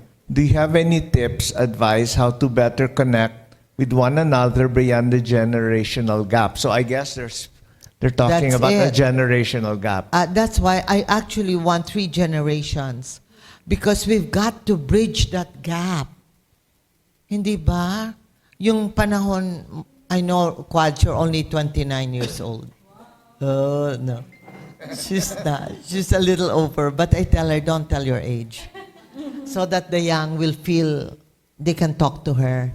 Kasi when you say, I'm already 45, the 16 and the 18, they don't want to talk to us when we're, yes. So Father Ben, for me, Father Ben is my father, confessor, my inspiration. So you know, we don't have a generational gap because his mind is wild. He is wild. So let's give him a hand clap. If I give him a problem, he's wild. So between Father and me, we have no generational gap. And between me and my 11-year-old, we talk about everything under the sun. Now, I have a generational gap a bit with my daughter, who is more conservative. But my 11-year-old is not. So I'm teaching her how to be able... Yeah, the granddaughter. I'm teaching her how to speak out her mind. So if we do Maybe that, Dr. Aquads could give what something. do you think? We have the Maningning artwork on the umbrella, Yeah. and then we will have the Julia Bencamino from Charmaine. Father, I will donate it here to your church. We have 3 umbrella. We will print the Maningning artwork. This is her artwork, beautiful artwork. And we will put her poetry on the table. Well, I'll get it from Sam, who can afford to donate 6 tables to Father and 12 benches. And the benches have to be built. Father Ben, this is something I'll ask of you. And Savior, yung mga 16 and 14, kunin lahat ng mga basura sa basura, gagawa silang bench. Tapos pipinturahan ng grade 10. So yung grade 12, gagawa sila magpupukpok ng bench. Tapos yung pintura naman ni Maningning, ilalagay namin, ipiprint namin sa umbrella. Hindi ba maganda po? Bibigay namin sa iyo, Father. Tatawagin niya siya, Father Bench. Father Father bench. Bench. No, tapos, teka, yung Father Bench. Father Bench ang tawag namin. B-E-N-J. Father Bench. Bench with Jeannie and Ben. Father Bench. Okay? Tawagin natin. Tapos, in his honor and in the big admiration I have, I will supply you with 12 Snoopy. So yung habang nagka-council, si counselor may Snoopy. Kasi yan We can pick up from there, no? Art, or expressive art, in our end, art therapy even. Expressive art is one way we are able to express or communicate across generation gaps, personality gaps. Lahat din na natin. It's not just a generation gap. You were talking a lot about personality gaps, maybe some your workplace, my workplace. In the same way, we start by engaging in language that we can all speak, like art, like sports, like community, a sense of community, like music. In a way, social media, yes, di ba? Maybe yung ano lang, yung the way yung pagkagamay, iba-iba. But you know, we all can share in social media. So, but the first step is to learn with enthusiasm, not judgmental, with enthusiasm about the generation, no? May question si Father Manny. There is a question here, okay. Father, was it Father Manny who mentioned that intervention to mental issues may not only need psychology? I didn't realize that pastoral counseling is really good until I was invited to attend a certificate program on this at the San Carlos Graduate School of Theology, when psychologist counselor can also integrate theology and philosophy in their practice. Great. True. I agree with that 100%. No, but may I suggest an even more basic and primal language needed, I think, in human interaction. I hear confessions of those who are being prepared for First Communion, and I was warned in Ika, Father, many of them are afraid sometimes to go to confession. In past years, there were experiences where maybe this is not too common, but they would be told, you are noisier than the Savior boys. Pak, no? This is the first. That's why I deliberately found ways of making it a very good experience, no? How chocolates, no? So after the confession, I would tell them, "Oh, you made a very good confession. This is for you." So when they come out of the confessional, yes. No? So, and we found out, Father Boggs and I found that it's effective Not just with the kids, yung first communion. Ngayon, we hear confessions of grade 10, 11. Do you know, chocolates are still effective? No? And they're so happy, no? In other words, the language of kindness, the language of kindness. No? That's why some of the best counselors we have, even the Society of Jesus, no? One is not even a psychologist, but he's very, very kind. No? He's extremely kind. So I think precisely the kind of people that you're looking for, no? Kind people. That language cuts across through generations, no? Grade school, high school. Actually, Father, thank you. And for saying this, and for those that are Zooming, we'll get their names and then we will send you through Rene. We will ask a question, and those who answer the questions have a box of katingko. So, Hindi na chocolate, ha, and katingko. I will add that to the chocolate. I will ask. There's a question here again here. Is it considered to be a sign of depression if you experience smog in your brain? Is that maybe brain fog? I think that's what they mean. For a certain period, I did have this. I cannot express my thoughts well. Can be, no? Can be. Can also be part of sometimes just the low days. Sometimes maybe we're just not in the mood. Pwede naman. So what do? We can do the screening kasi it's a quick and easy way of trying to determine if this is still within the normal depression. And at the same time, number 2, if it already affects usual functioning. Because of the smog, brain fog, I'm not able to do my academic work or occupation, so much so that my grades are compromised or work is compromised, patient care is compromised. Man, that is potentially problematic, baka clinical depression. Yeah. Dr. Quads, could it also be the weather? Hopefully, it's just the weather. Well, because I had a cough and cold that lasted only for 3 days, and I went more like I couldn't breathe, but I do have sinusitis, and I went to my doctor, and then she told me that there are so much microplastic in the air. So I found a very nice gentleman to be our ambassador of climate change, who will assist the young people. I was impressed, Father Ben, when I visited you in Cebu, because all the students of St. John's Academy, they had a little pouch where all the basura, after they have their break, is on the pouch, and they pick up all the basura on the ground.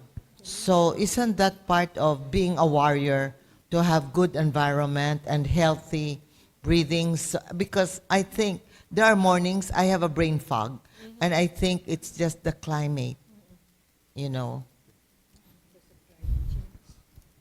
Yes, the climate. I can't think straight. So, Rene, you have one more question. I saw. No, that's it. We're waiting. Once there's a question, they will flash it up on the Father screen. Ben, what makes your mind so young? I mean, maybe I see you sometimes with this cane, but this cane is only physical. At your age, can we reveal your age, or is it a secret? Well, I think I just want to know.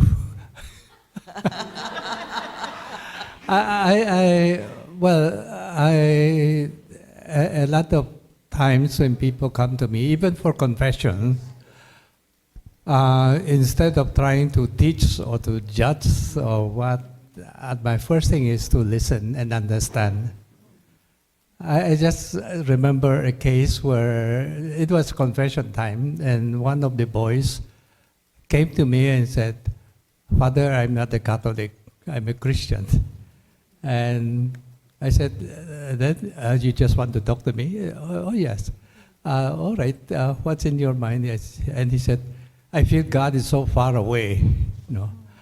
And I said, okay, then can you tell me more about it? Why? And after our talk, I said, like, since you are not a Catholic, I will not give you sacramental absolution. I'll give you a blessing. No? And the next day, the campus minister told me that that boy who came to me went and told him that before he talked to me, he felt that God was so far away. But after talking to me, he felt that God is so near. No. But all I did was mainly listen. Listen with the heart, I said. Well, Father, I'm not done with you, Father Benj. Oh, we're not done. Father Benj, the first time I met you was in Cebu. And he is Hope in Action. So the title of our talk today is Creating Hope in Action. So today, when you get home, or within this coming few more minutes, think of how you can be the hope in action with the church, together with Father Manny. He doesn't know it, but I've caught a big fish. So that's what an Opus Dei priest told me, that he wants me to be an Opus Dei because I can catch all the big fish. Since I have 4,000, I have about 4,000 to 8,000 customers at SM for the JM Goldborn. But this priest, this beautiful man, human being, that is Christ on earth, he caught me. I got caught in his net. You know why? I was the fish he caught. You know why? He heard about me, and somebody told me about how kind he was. So Bobby Gotong introduced me to him, and he listened with so much wisdom in his eyes. And I told him, I say this because I want to make the doors open wider if I'm talking to a Chinese. So I told him, Gua behiao kong nanang we, behiao tia, behiao kong. And then so I wanted his door to open, and it opened wide. And when Father opened wide the door, he said, please come to my church and talk to my parishioners at the end of the Mass. Please come, say hello to them, tell them about what your foundation wants to do and what. And this is exactly what he has done for today. And so I told him, Father, there are days I want to quit. And I said, Father, I don't want to talk about money. Really, Father, it's the most embarrassing for me at my age, 76. I don't want to look like a beggar. But really, you know, at 76, I never had to beg. And now I have to beg. Actually, not to beg, but I would say, Father, that a lot of people together create a better, strong energy. It's you and me equals 2 rather than 1, 1, 1. Right? So there are so many different groups trying to do something. But me, I want to attach myself to a Catholic group. And today, this is an answered prayer. When you invited me to that Cebu, he told me the story about Bohol and about the tsunami. Was it Bohol, Father? Daan Bantayan. Daan Bantayan. Yes. The northern And Cebu. so many boats were lost. But he didn't ask for money. He asked that who wants to go to experience. How did you tell me about that? Because to ask for money and for someone to write a check, it's either that person is willing to split away from his material wealth because he can't bring it to heaven, and he knows that, or a person is not that awakened. If a person's not awakened, Father, that person will not even give 500 pesos. But this one, Father, how did you handle those that came with you for the bangka that you gave the fishermen after the tsunami? How did you handle your friends and the support? I think that was the work of God. Yeah. It's like the mustard seed, because I had in mind that perhaps we can afford to give maybe 5 bancas for. I want to go beyond just relief because they just sold out. I want them to be able to stand on their feet again to go fishing. So I thought that we could give 5 bancas, but as we visited the place and I asked, we put a kind of brochure, and by the touch of God, that within 1 year, we got about 1 million donations, and after 1 year, instead of the 5 bancas, we were able to provide 126 bancas. That's about it. But anyway, that's. I think that I told the fishermen that that's the work of God, the grace of God. So when we had the first anniversary, instead of trying to recall the calamities, we had a Thanksgiving celebration of the grace of God. But I just want to go back, if you don't mind, for today. My way of thinking, you may not agree with me, but anyway, try to listen. You can object, but anyway, my way of thinking of the way I hope that this event today will not just be a one-shot affair. After this, people go home and forget or put your notes in the file and all that. But it is only a beginning, because for me, a change will take place. First stage is awareness. People get informed. But that is not enough, because you read the newspaper every day, you hear about killings and all that. And you say, oh, Lord, that's life and all that. But I think with the sharing of our resource people, their personal experiences, that awareness become, some people call critical awareness. The awareness that leads you to feel that you want to do something about it. And that leads to the first stage of action. No? And fortunately, also, sometimes even if we want to do something about it, we are at a loss at exactly what do we do, no? And after a while, if nothing happens, that dies out. But fortunately, I think the good thing I thought that we have today is with Jean here in the Natasha Goldburn Foundation, provides us a very concrete way of channels how we can serve, no? And they have the organized way of doing it. Whereas sometimes, even if we feel that we want to do something, but we don't know what exactly to do, but here are possibilities, no? And I think just to mention some programs that I think I know, you can correct me if I'm wrong. Now, of course, the Hope Line, no, the emergency cases, and they also have the peer counseling, yes. And they have even the preparatory, the textbooks and all that. So, and also post counseling, they have a lot of possibilities, and they train people for it, no. And also they need volunteers for it, so that and perhaps what they don't mention, because they offer all these services free, and where do they get the money? No, perhaps they also need people who can raise funds to support. All these are possibilities, and I perhaps right after this session you don't have enough. You don't immediately decide what to do.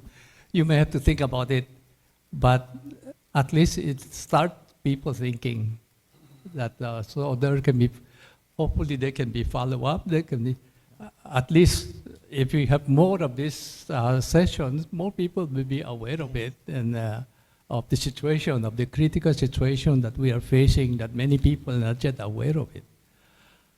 So this is my way of thinking, that this is not the end, the one-shot affair. This is only a beginning, and hopefully things will continue.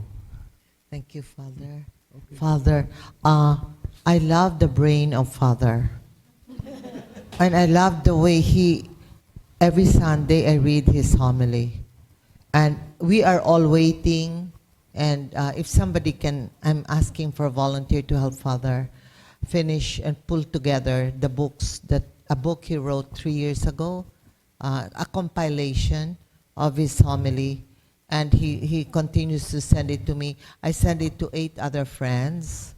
And I read it 3 times because it really impacts what I will do for the week. That is the way his homily reaches my heart. And he continues to inspire me. So I want him to live another 30 years or 50 years and never to leave us. You're not allowed to leave. You're not allowed to leave planet Earth. You're not allowed to go to the cosmos. I'm already overstaying. No, hindi ba, Father Manny? He's not allowed to leave us yet. Grabe ang brain. Oo, grabe. So, the Lord put us together, Father, and for us to get back after meeting Him in 2014 in Cebu. I think this is really God's grace. And God's grace is that I meet each of you, and then I am open because we're targeting for the volunteer with the availability of Dr. Quads. And there are 5 doctors who are training. Dr. Arlen Ronquillo, who is a trauma. She's a specialist in trauma. And there are 3 others, Lenny Gadiana. They're all doctors from psychology. Lenny Gadiana, Angeli Bautista, and the 3rd one is Myrene Cleofe. So we have 5 that are going to train the volunteers. And we had from Father Sid Marinay, we had 12 volunteers. 7 of them stood by us for 18 months. Now it's the 24th month, and I only have 2 left. But the best is the lady, the accountant, and a nun, a sister who's 52 years old. So good. So I realized now that 28 years old to 45 years old, and I won't put an age, 65, Monette, Blessy, and Fe, you all can put 3 hours a day. And maybe the 3 of you, I'll give you all the phone and the laptop. I will provide the laptop because that laptop is just for the phone, for the calls coming in. So you also have a record of what the others are getting. You see a record of the calls. Every time the phone rings, your laptop will see the ring. And the ring goes to your phone, or goes to Cynthia's phone, or goes to Joy's phone. It will go. And then you will see. And at the end of the week, everybody reports the calls they get, Father, and they all chat about it. Sometimes if one had a hard client or 3 case, they talk about it, they write it on the computer, and then they all have an instant emergency meeting, how to solve that problem. Prevalent now on the top 5, Father Manny, maybe it's good you should know. Number one is family relationship. Why? It has been like that for 11 years. It's the number 1 call. Family relationship, bakit? Number 2, romance. Break up po. That's number 2 caller. And the call during COVID, our oldest is 93 years old. Yes. We had about 3% callers over 80 during COVID. So the number 2 is romance. So it fluctuates. Number 3 the number 3 calls, we have, it fluctuates, right, Michelle? 3, 4, 5, 6, it fluctuates. It's either about a gender identity problem, which used to be number 7, but because America is giving so much attention to the point that it's too confused because the teachers, I have nothing against, because my most spiritual member of the family is one. She is gay. And my nephew is gay. And my cousin is gay. And in the fashion business, I'm surrounded by gay. But it wasn't influenced by a teacher, Father. It wasn't influenced by a psychologist. And it wasn't influenced by books for children. Disneyland, Beauty and the Beast is no longer the prince, a real man. The prince that wakes up is a girl. Yes. And in Disneyland, they don't say anymore, hello, girls and boys. Alma, isn't it painful? They say, hello, everyone. Soon, the robots will greet kids in Disneyland and you and me, and they'll say, hello, earthlings, or hello, human beings. It already started. I think there's a fast food snack here. It's a robot that serves you now. You know what I mean, Father? Can you imagine? And there are lonely men now, it has been reported, that are chatting with robots. Remember, there's an app called Siri. Siri, what's the weather today? Now they're already asking, Siri, what should I wear today, the blue or my gray suit? Can you imagine? An app is answering a very lonely man, what are you wearing? What am I wearing today? Oh, there's one question. What are the usual tests, Dr. Quads? Yes, I think she will answer that online. But would you like to say maybe something briefly? Because we have like 5 minutes left. Okay, usual tests, but ano to, no, para lang the options. We do the clinical, the clinical sessions in the hospital. We do blood tests, again for thyroid, other endocrine conditions. We have psychological testing, long rating standardized scales. All of these will have to be planned out. But definitely, what I can assure you is if you come to a session, it will be streamlined. The target is we can personalize the planning, the treatment planning, and the diagnostic plans for your case. Yun yung target. Kaya hindi ko masabi specifically. Thank you, Dr. Quads. So before, I would like to say thank you very much. May And I yes, bring Father up Manny. one point? No,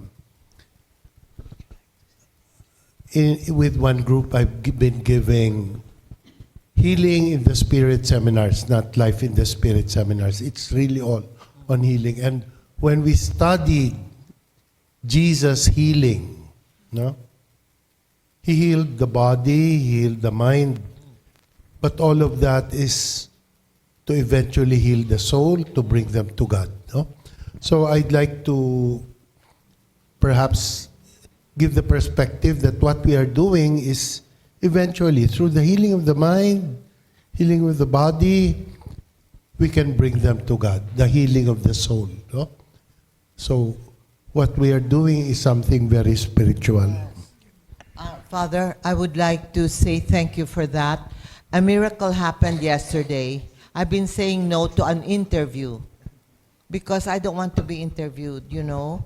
They keep on talking about fashion, but I told them that's my past life. I'm on chapter 3. And yeah, I'm on chapter 3, Father. And then, so I said, I don't anymore want to talk about fashion. But they were so makulit. They've been doing it for 2 months. And Father, I've been telling Rene, we have everything, but we lack the spiritual, a civilian talking about the spirituality, a man and a woman. Guess who is the journalist that wants to interview me? So I told him, wait, just a moment. What's your company about?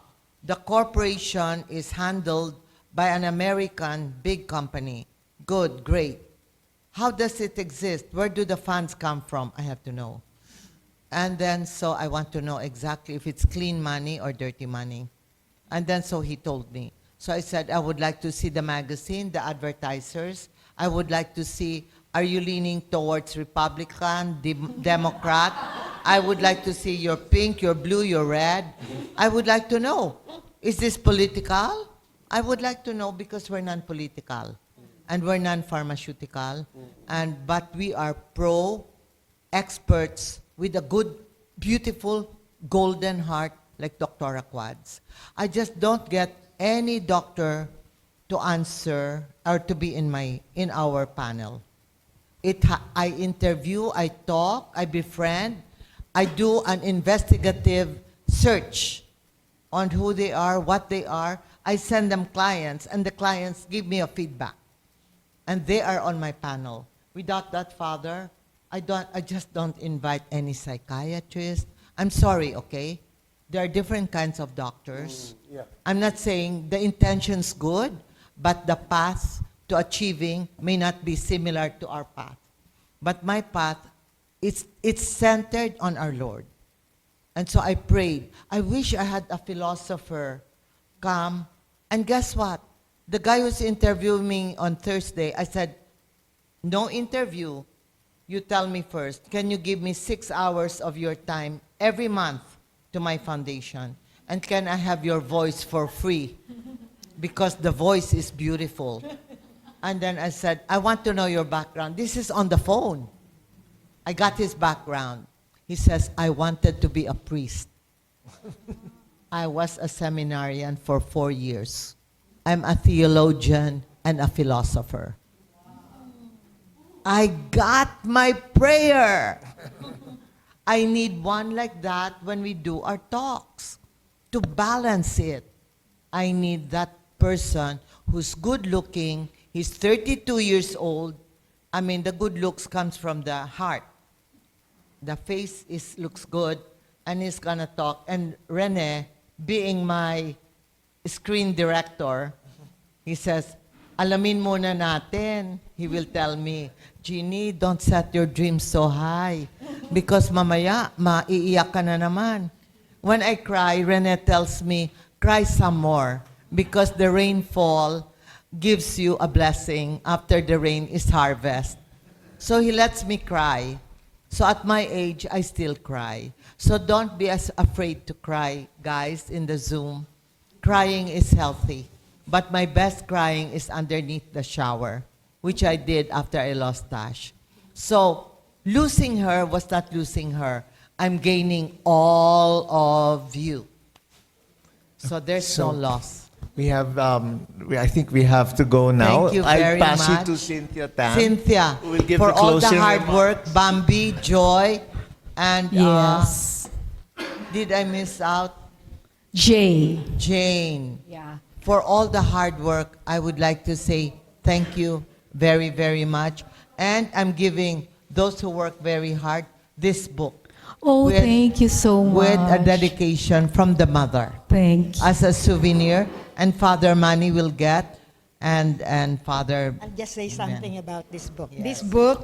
This book is an anthology. It's called Ningning at Liwanag. Antolohiya ng 10 nagwagi sa Gawad Maningning Miklat sa Tula, 2003 to 2021. I just want to say briefly that Yes, for after I lost my daughter, we formed the Maningning Miklat Art Foundation in 2001. And we have been holding the Trilingual Trilingual Poetry Awards from 2003. In Chinese. And this year, we just held the 2023 Poetry Awards at FEU, where we also launched this book, which was the compilation of the winners for 10 competitions. And these poets have become they were young before, but now they are really very, they are very good professors and many other careers. And we jumpstart the careers of some of them. Okay.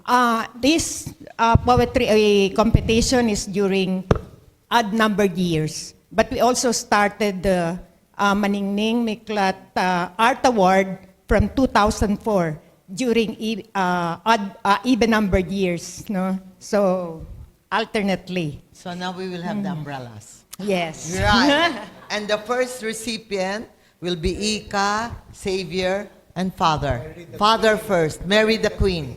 Mary the Queen first. May I say earlier when you mentioned that you were praying to the Sacred Heart. Always. I'd like to give you this book. This is the complete book of the Sacred Heart. This won the best book on spirituality award, Cardinal Sin Awards this year. Oh. I wrote it. Oh, I wrote it. wow. I will sign it for you. Yeah. No? Wow. It's the best articles, the best prayers, Can I have one more? the best pictures on the Sacred Heart. No?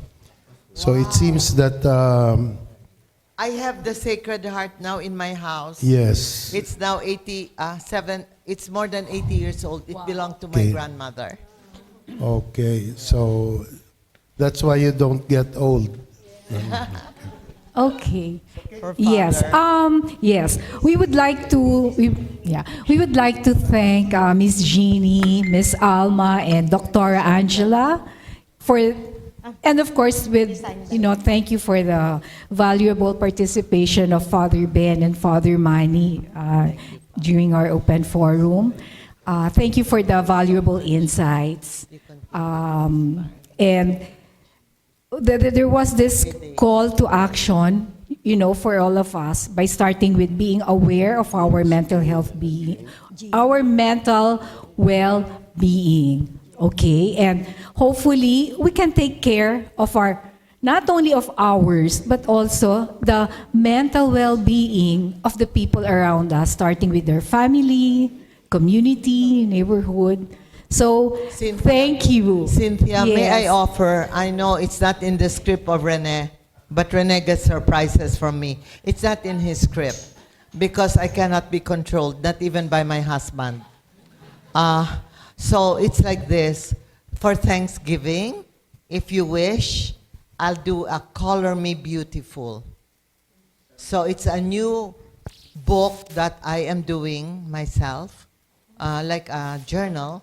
It's called Color Me Beautiful, but I want to pilot test it on you girls. And the men in a separate one, because we will use different colors that make you happy, that enhance your personality. And also the Color Me Beautiful talks about your inner colors and the rainbow that you are and the light that shines. Thank you very much. Thank you, Miss Jean. I think there's a request from the NGF for us to have a group photo. So maybe we invite everyone, right, And the- Renee? Can the volunteers sign up with you, Cynthia, Joy, Jane, and Bambi? And then we will start training January 15. January 15, every Saturday, 3.5 hours. By Zoom, and we will see each other one-on-one, 3 times out of 6. Shall we all come up, please, for a group photo? Yeah, for a group photo, everyone, please. Thank you, everyone. And to those who joined our Zoom, thank you. Have a nice day.